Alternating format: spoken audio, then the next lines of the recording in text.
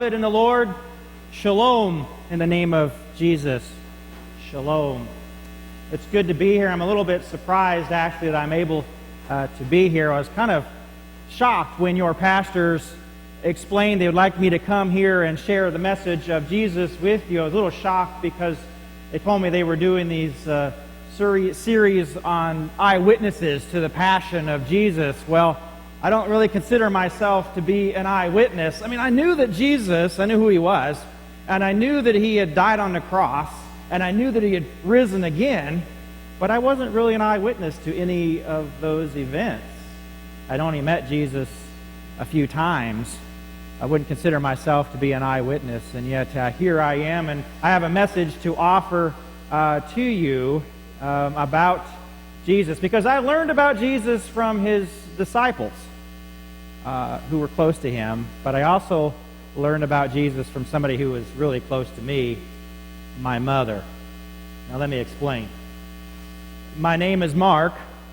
That's my Greek name, at least. My Hebrew given name is John, and sometimes I'm called John Mark, but more often than not, my friends, you can call me this, is just simply Mark. I was a teenager the first time I met Jesus, but my mother had known about Jesus for a while. I don't know when she first met Jesus. We were a wealthy family in the city of Jerusalem, the city of the kings, and we had a really large home just down the street from the Holy Temple. And so we had everything, the hustle and bustle of Jerusalem. I'm not sure when my mother met Jesus. My mother's name was Mary, which probably doesn't help you much because I know there's a lot of Marys you've probably heard about in your New Testament scriptures. But my mother's name was Mary, and I think she had traveled up to Galilee several times to visit relatives, and she must have encountered Jesus there, or maybe she encountered him when he came into Jerusalem every now and then. But whatever reason, she was convinced that Jesus, Yeshua, was the Messiah, the long-awaited Savior. He'd come to redeem Israel and to save the world from their sins. She was convinced of this. And she would come back with all kinds of stories, the miracles that she had seen, the teachings of Yeshua. She would relate all this to the family. And she had such an excitement when she talked about Jesus. She always hoped that someday, even though I was a teenager, that I would get to meet Jesus. Well, that day finally happened. I remember it. It was the Holy Week.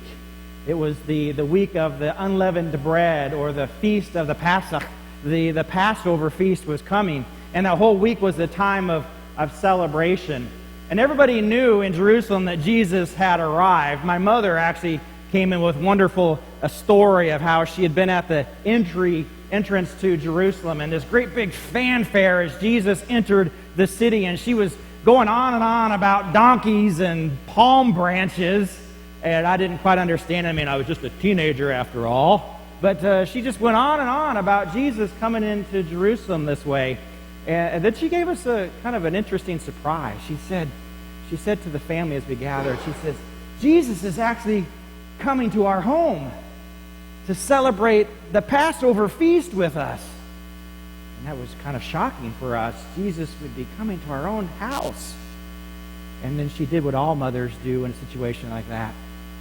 She started barking out orders about how we had to clean the place from top to bottom. And she sent us all scurrying with the different jobs to do. And we had a large house, but every nook and every cranny had to be cleaned, she said. And she put me in charge of cleaning this separate room we had. It was we call it the kind of the upper space, upstairs. It was actually kind of a back entrance to our house. It had its own entrance and kind of this upper room. She gave me special responsibility to clean that room, because that's where Jesus and his disciples would celebrate the Passover feast. And so I was in there every day cleaning it, and my mom would yell across the house, "Make sure you make it spotless, Jesus is coming." "I know, Mom, for the 100th time I've heard you." And I would just clean it, try to make it as best as possible, and getting everything ready. As excited as we were to have Jesus come to our house, my mother kind of surprised us when she told us in the very first moment that we kind of had to keep it quiet. We were sworn to secrecy. We weren't able to tell anybody that Jesus was coming. As I mentioned, our house was just right down the street from the temple, the Holy Temple. And we knew that the religious leaders, they just hated Jesus, and they were looking for a way to get to him. And we didn't want anybody to know that he was going to be at our house. And so we couldn't tell anybody that Jesus was coming later that week. And when the day arrived, when the day of the Passover arrived, we were so secret about it. My mother actually sent out into the streets one of the men who worked for us to go fetch some water, which doesn't seem like a strange thing, really, except in those days, only women were allowed or would be responsible for going out into the street to get water. And so seeing a guy carrying a jug of water, that's kind of noticeable. So that was her way, her sign to Jesus to follow so he could find out where this feast would be. And so we were still getting the house ready, and then we get this few visitors to our house that followed the servant. They come in, two of his disciples. And my mother knew them right away, who they were. And the first one was a younger disciple. He didn't look too much older than I was, maybe a couple years. And he introduced himself with a big smile. He said his name was John. And he was kind of tickled to know that that was my name as well. And then the other guy, he was a big guy, a massive guy, like a rock. And his name was Peter. And Peter came up and gave me a big old bear hug. And he patted me on the back when he found out I was responsible for the room where the feast would take place. And so Peter and John were there, and they kind of went to the room, make sure everything was in order. And then they disappeared to go get the lamb for the Passover meal. And later that night, Jesus arrived with all of the rest of his disciples. And I remember kind of being there with the family as Jesus came in, and he was kind of greeting everybody, and he looked right at me. And I still can remember. He looked right at me. We had eye contact. And I don't know, I was a little uncomfortable. Because when Jesus looked at me, it was almost as if he saw through me. It's like he knew who I was, even though we'd never met. He seemed to know everything about me. I don't know if you ever get a sense when you look into somebody's eyes, but he looked at me and it was like he knew everything about me, and boy, did that make me uncomfortable. And yet his look was not a look of condemnation or meanness. It was a soft, loving, caring look. And then he walked up to me and he embraced me and he said, "Shalom, Yohanan, shalom." Peace, John, peace. And I thought that was rather interesting because I don't recall my mother introducing me to Jesus by my name, John. But somehow he knew, as if we were old friends. And so Jesus was there with his disciples on that night of the Passover, and that was the last time I saw Jesus face to face. And he went up with his disciples to the upper room, and they had their Passover feast there, the Passover there, and we had a separate feast with our family in our own room. And it went in late into the night, and after the meal was over, I was tired. I don't know if it was from all the good food, or for all the wine, or because I'd been cleaning for 4 days straight. But I was exhausted. And so I went up and I went to bed. And when I went to bed, Jesus was still with his disciples, as far as I can remember. But I didn't get much sleep because it seemed like just minutes later, there was this large commotion outside of our house. I could hear the sound of scraping leather and shuffling feet and clanking armor and muffled voices, and I jumped out of bed real quick and I looked out my window, and there was 40 to 50 Roman soldiers plus a whole bunch of temple guards that I recognized marching through the street, and they looked angry, and they were carrying clubs and swords and torches, and I heard one of them mutter the name Yeshua. I thought to myself, Jesus, are they really going after Jesus? Are they searching for Jesus to arrest him? So I quickly jumped out of the bed, and I ran down, snuck out of the house because I wanted to see what was going on. I was so worried for Jesus that I just ran out of the house without grabbing my overcoat, my robe, and I went through the town and I followed quietly so they wouldn't see me. And in the back of my mind, I thought, if my mother knew that I was out this late at night following a detachment of Roman soldiers through the darkness, I was not going to live to see my 20th birthday. So I kept to myself, and I kept hiding. And we went through the south part of the city, and they were being led by someone I recognized as one of the disciples of Jesus. That kind of was strange to me. But they went through the south gate, through the Golden Gate, and they were entering into the Mount of Olives, and they went up into this place that we always called the Olive Garden, or the Garden of Gethsemane. And they went into this garden, and I quickly found a grove of trees, and I hid there deep in the shadows. And I could barely see what was going on, but I could see Jesus in the distance, and I could see the soldiers coming up to Jesus, and then just some muffled discussion and muffled talking. And then suddenly everything went crazy. I saw Peter with a sword in his hand, and I heard somebody scream, and all of a sudden a whole bunch of angry voices, and everybody jumped at Jesus, and the disciples just spread out, and they took off in all kinds of different directions, running, being chased by soldiers. In fact, one of the disciples was running right towards me. Got so close that he actually knocked me out of the trees where I was at, and I fell right into the path of the soldier. And the soldier grabbed a hold of me, and I was so scared. He grabbed a hold of me, and I could do whatever. I wiggled, and I twisted, and I got myself away from him. The problem was he was holding my linen bedclothes, and I was naked.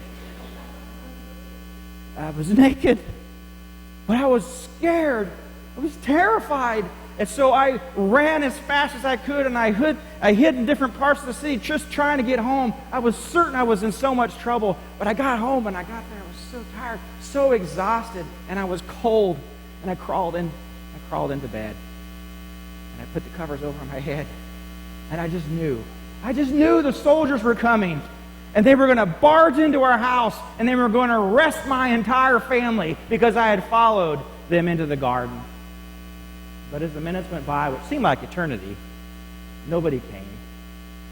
Apparently they weren't looking for a naked teenager in the streets of Jerusalem. So I laid there, and then I began to think, what had just happened? What had I just seen? Well, I thought to myself, why did they arrest Jesus? What had he done? I hadn't heard anything about him doing anything that he deserved to be arrested. Then I thought, well, why didn't the disciples do something? There's 12 of them. Why didn't they try to stop the soldiers? Why did they run so scared into the night? As I thought about that, I felt myself feeling kind of ashamed. Why didn't I do anything? I was there. Why did I hide so terrified there in the shadows for nobody to see? Why was I so afraid? Hadn't Jesus looked at me and shown me such love, just in his gaze and his eyes, shown me such love and compassion as if he knew me better than I knew myself? Didn't he show me that love and compassion? And why did I hide afraid there in the shadows, in the darkness? Ashamed to even be seen with Jesus. Good question. Why do you hide? Why do you sometimes find yourself hiding, like me, in the shadows? When somebody asks you a question about Jesus, you'd rather change the topic. Why do you sometimes find yourself cowering in fear, worried about what people will say about you? Or when people are doing things that they shouldn't be doing, why are you so afraid to stand up for what Jesus would have us do? Why are you sometimes just like me, cowering in the darkness, in the shadows, afraid, terrified to stand up for Jesus? As I lay there in the bed, overcome with my own sense of shame and my own sense of guilt, I was relieved to know that Jesus still cared, still loved me. And that's not the end of my story. My story does not end with me naked and afraid in the Garden of Gethsemane. Jesus had more plans for me than that.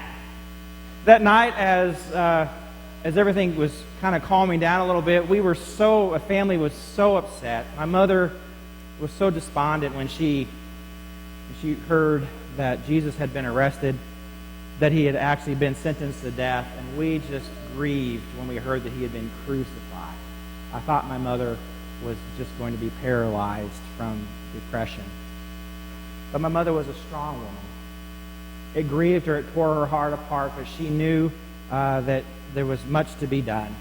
And so she cared for all the people in the house as the disciples, even one by one, started showing up at our house late that night, early that morning.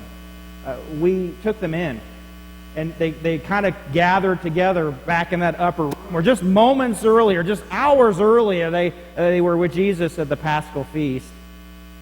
Now they gathered up there, and we let them kind of be to themselves, and we knew that they were quietly mourning and grieving. We could hear the sobbing from the upper room. It was a tough night, tough morning, as we tried to make sense of it all. And that's pretty much what it was like the next day. We didn't know what had happened. We just knew that Jesus was dead. But early Sunday morning, a couple of the women that my mother knew, they showed up at our house early in the morning. Showed up at our house, and it's wonderful news for Mom, for my mother. They said that they had gone to the tomb, and the stone had been rolled away, and Jesus was not there. And there was an angel proclaiming to them that Jesus had risen just as he had foretold that he would do. And so these ladies, they came and they were telling Mom, and we didn't know how to make sense of it all. And they went up to the upper room and they told the disciples that Jesus had risen. And the disciples, two of them, Peter and John, actually jumped out of the room and they sprinted to the cemetery. Now, the disciple John will tell you that he got there first. But Peter told me later that he let him win. That's what Peter said. But they both got to the tomb, and what they find, they came back and they told us that the tomb was in fact empty. In fact, the burial garments had been folded up nice and neat, and Jesus was not there. And so that night, as we gathered, they were talking about these things, and Mom made me go into the town to do some errands, and so I was gone for the evening. But when I came back, I'd heard that Jesus had been there. Jesus had appeared to his disciples. He was alive. He had risen from the grave. And that night, the disciples gathered in our house. Our full house was full with disciples and with all the other followers. And the disciples, especially Peter, just began to explain things more detail. Began to share the stories of how they had been with Jesus from the time of his baptism to now, his death, and now his resurrection. And they shared those stories. And we heard the good news of Jesus' victory. And we believed. We heard and we believed. And that message changed our lives. Well, it changed my life. It changed my life. What happened from that moment on was completely different. Even though I was just a young teenager, I knew and I believed that Jesus had died and risen for me. And the reason why he looked at me with such compassion and love is because he knew everything about me, and yet he would forgive me. And that changed my life. I traveled, later on, the disciples would often use the upper room as a meeting place. After they had come back from the Mount of Olives, after Jesus had ascended, they came to our house and they kind of gathered and kind of rallied the troops. And then after Pentecost, after Peter had been arrested and he had got himself free, set free from prison, he actually comes back to our house and everybody gathers. So our house kind of became the meeting place. And I got to hear all the stories and all the disciples telling all these things. But I also got a special privilege of traveling with this wonderful message. We are no longer afraid. What was there to be afraid of? Jesus had risen from the grave. We are no longer afraid. And so we were out in the open sharing that good news. And I got to travel with Peter and hear his account over and over again. His stories. In fact, God led me to take those stories of Peter and kind of collect them together and then write them down for others to hear. Well, in fact, you have read that before. You call it the Gospel of Mark. But it's actually a collection of stories, the accounts of what happened according to what Peter had seen and heard. And then I got a chance to go on a journey with my cousin. He was a little older than me. Everybody thought he was kind of my uncle. But his name was Barnabas. And we were able to go around on this journey and share the good news. And we were accompanied, see if you know this name. His name was Paul. Have you heard that name before? Yeah, you've heard that name before. Paul and my cousin Barnabas. And we went around and we shared the good news. And in fact, Paul, who used to be a persecutor of Christians, I was actually able to be there at the end of his life when he was ready to give up his life for the sake of Jesus there in prison. I was able to be there. And so God had used me in ways I never would have comprehended with that wonderful gospel message, how that changed my life. I had gone from being a terrified, naked and afraid, hiding in the shadows guy, to openly and boldly and courageously sharing the good news of Jesus. Well, it's no different for you, is it? There's no need for you to be afraid. Hide in the shadows. To remain safe at home or safe here in this place of worship. There's no need to be afraid because God has given you that wonderful good news. He knows everything about you, and yet He forgives you. Your sins are forgiven. And you gather here every week, and you hear that wonderful message. In this upper room, you gather and are strengthened in your faith by Jesus risen from the grave. And then He sends you out of this place, like He sent me out, to share the good news. For me, it started in my family, with my mother, and then my friends, the disciples, and then elsewhere. And it's the same for you. You share your faith. You are His witnesses to the ends of the earth. Earlier when I was here, I noticed, declare His glory among the nations. That's not just a beautiful little decoration here in your place of worship, is it? It's God's mandate and His call to you to declare His glory, declare Jesus' death and resurrection to the nations. You are His witnesses, as I am. You are His witnesses to the ends of the earth. May the Lord Yeshua, who saved you from your sins, equip and empower you to share His love. Shalom, beloved. Peace in Christ.